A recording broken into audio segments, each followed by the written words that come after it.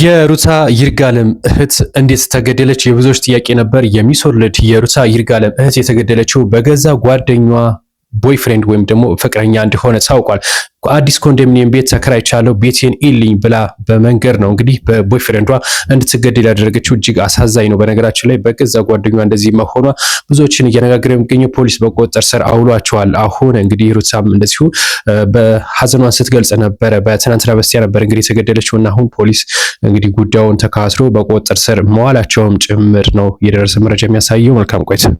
ዶክተር ደብረጽዮን ማንኛውም ከ16 ዓመት በላይ የሆነ የውጭ ሀገር ወይም ዲያስፖራው ማለት ነው ልጁን ለቀጣዩ ጦርነት ማዘጋጀት አለበት፣ ወደ ኢትዮጵያ መላክ አለበት የሚል ሀሳብ አንስተዋል።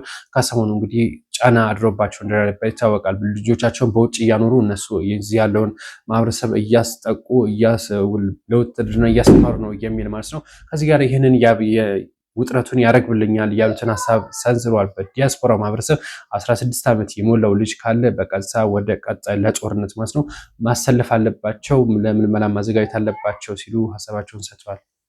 በርካታ ባለስልጣናት መታሰራቸው ይፋ ሆኗል። በተለይ ደግሞ ከስራና ክህሎት ሚኒስቴር ጋር በተገናኘ ነው እነዚህ በከፍተኛ ሁኔታ በቁጥጥር ስር የዋሉት። የስራና ክህሎት ሚኒስቴር ከፍተኛ ሰራተኞቹን እንግዲህ በእስር አጥቷል። በርካቶች ታስረዋል የተባለ ሙፈሪያት ካሚል የሚመሩት ይህ የሚኒስቴሮች እንግዲህ የሚኒስቴር መስሪያ ቤት ማለት ነው ከፍተኛ በማጭበርበር ወንጀል የታሰሩት በተለይ ደግሞ ኤልኤምአይኤስ ጋር በተገናኘ በርካቶች ታስረዋል የተባለው እንግዲህ እንደምትመለከቷቸው እነዚህ የታሰሩት ናቸው።